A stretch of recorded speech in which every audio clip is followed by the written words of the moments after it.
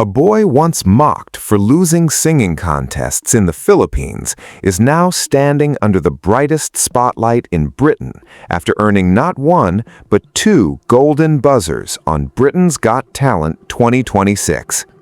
What looked like years of rejection was secretly building a performer the world would eventually refuse to ignore. Reporter Nafa Gaspol dives into the unbelievable rise of MATTY JUNIOSA, the powerhouse vocalist now heading straight for the West End after transforming pain, failure, and relentless ambition into a global breakthrough. Long before the standing ovations and viral performances, MATTY's story began in the crowded streets of Mandaluyong City in the Philippines. Growing up in a lively environment filled with sound, rhythm, and everyday struggle, music quickly became more than entertainment in his life. It became survival. Everything changed in 2010 when his parents separated, leaving their family emotionally shattered. While most children would have collapsed under the weight of that heartbreak, MATTY turned toward music with a fierce sense of purpose. He poured every emotion into singing, determined to help support his mother while holding his fractured world together through sheer passion and discipline. As the difficult years unfolded, his musical identity started taking shape through the artists he admired most.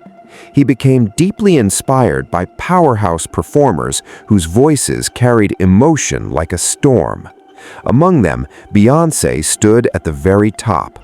His obsession with the global superstar became so intense that friends eventually nicknamed him Medians. Alongside international icons, he also looked up to legendary Filipino vocalist Regine Velasquez, whose influence pushed him to dream far beyond local stages. Bit by bit, music stopped being an escape and started becoming his destiny. His fascination with pop culture stretched even further during his teenage years. MATTY became completely consumed by the phenomenon of One Direction, proudly living as a devoted directioner. He dragged classmates into marathon sessions of music videos, organized dramatic watch parties, and even waited for hours on the streets just for the chance to secure concert tickets. Those moments may have seemed playful at the time, but they quietly shaped the entertainer he was becoming, someone who understood fandom, performance, and emotional connection on a deeper level than most aspiring singers his age. Then came high school at St. Paul College of MATTY, where another unexpected chapter of his journey began. During those formative years, MATTY developed what many described as a fierce gay rivalry with fellow student Dia Cruz. The tension between them became impossible to ignore, but everything shifted once they discovered a mutual obsession with Beyoncé. What started as competition unexpectedly turned into an inseparable friendship, proving that shared passion could erase even the strongest personal clashes. Away from the microphone, MATTY nurtured another creative obsession that revealed a different side of his personality. As a child, he spent countless hours sketching gowns, glamorous outfits, and dramatic fashion concepts. Proudly embracing his identity, he expressed himself through bold creativity long before television audiences ever noticed him. That artistic instinct would later become a defining feature of his stage presence across theater productions and televised performances. When college arrived, his world expanded even further. MATTY enrolled at De La Salle University in Manila, studying American studies while sharpening his vocal abilities through the renowned De La Salle Inner Soul vocal group. University life allowed him to fully embrace his vibrant personality, both academically and artistically. One particular class would leave a lasting mark on his creative confidence, a Harry Potter literature elective where he proudly identified as a Gryffindor. For his final project, he wrote and performed an original song centered on love, equality, and acceptance, blending storytelling with the emotional honesty that would later captivate millions.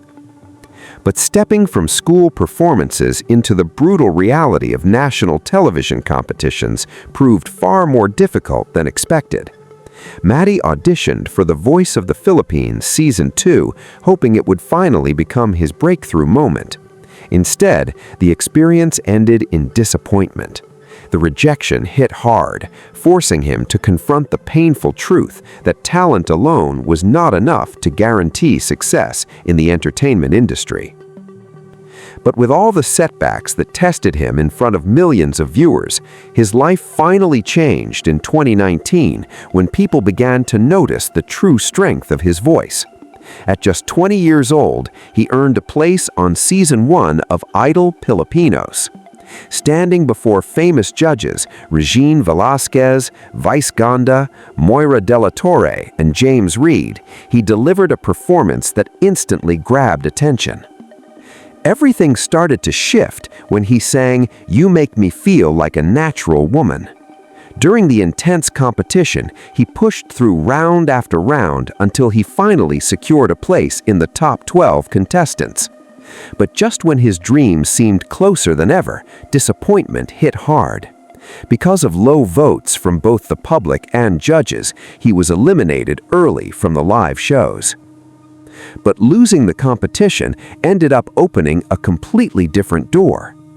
After his journey on Idol Filipinos, he teamed up with fellow contestants Lucas Garcia and Enzo Almario to create a vocal trio called the Eyeballs. The group slowly began building their name in the entertainment industry. Soon after, they joined Your Face Sounds Familiar Season 3, where they impressed audiences and eventually finished in 4th place. As time passed, the industry finally recognized his talent as a solo artist. In 2021, he received a huge career milestone after winning an Awit Award for Best Male Vocal Performance by a New Artist. His voice was also connected to an even bigger message of pride and representation. His song Kapangyarihan was later featured on the hit show Drag Race Filipinos, helping his music reach an even wider audience. Then, everything changed once again in 2022. The Eyeballs officially separated, leaving him unsure about what direction his future would take. At the same time, the COVID-19 pandemic had badly affected the entertainment industry, making opportunities even harder to find. With the difficult political and economic situation in the Philippines, he realized he needed a fresh start somewhere else. That decision led him all the way to the United Kingdom. Leaving his home behind was not easy.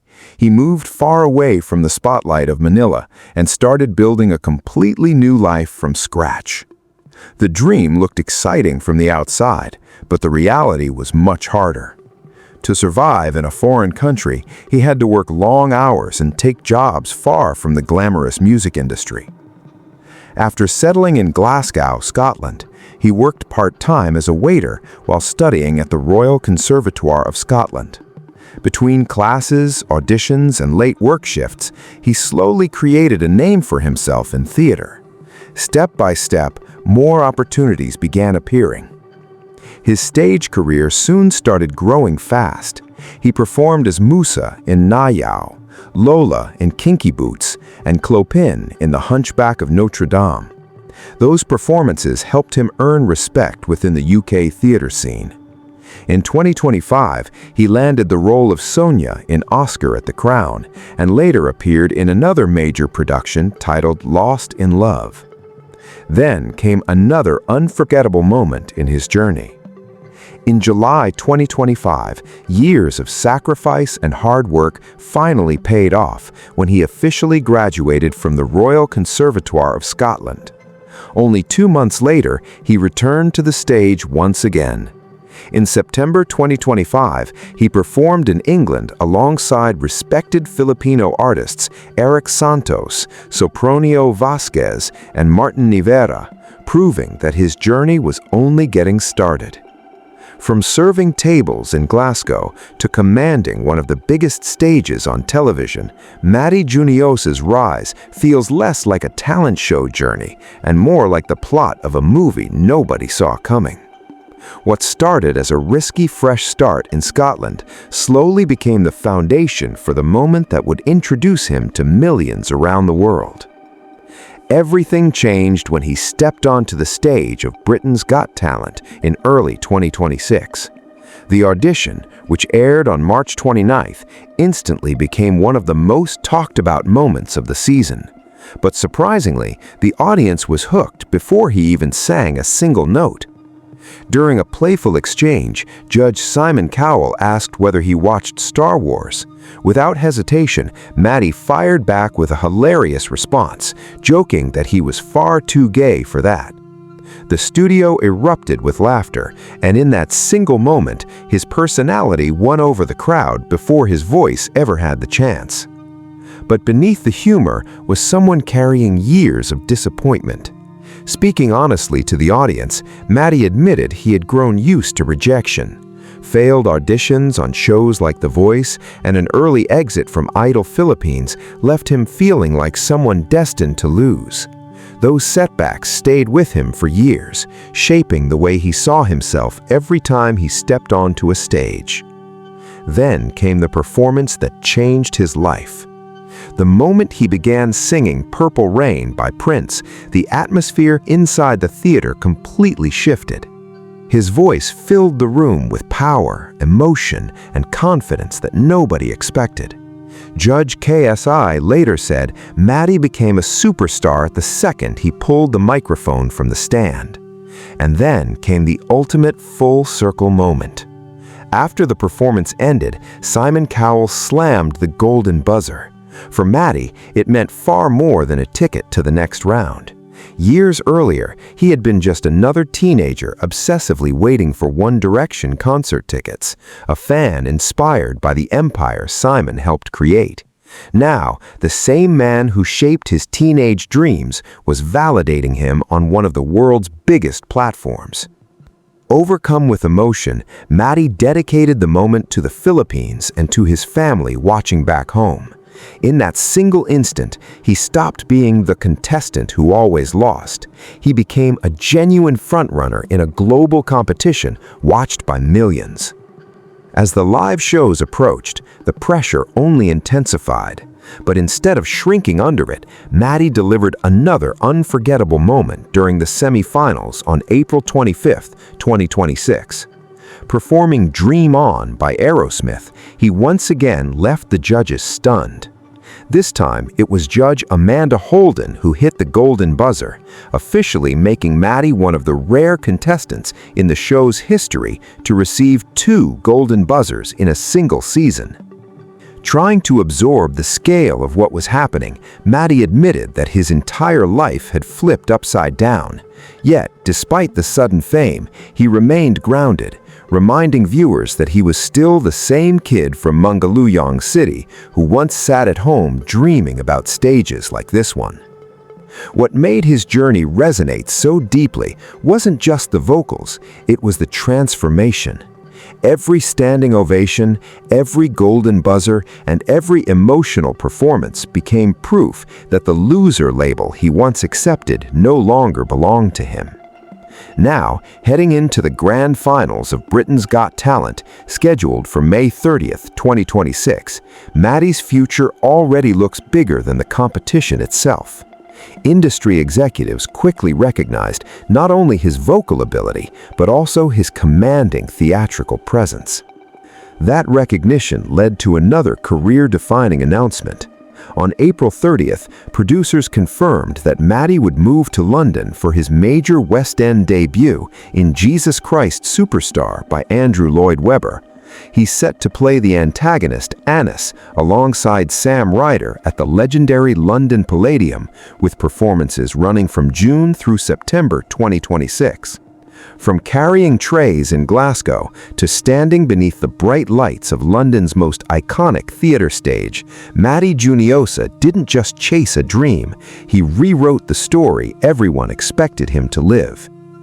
And no matter what happens in the finals, one thing is already certain: the world is finally paying attention.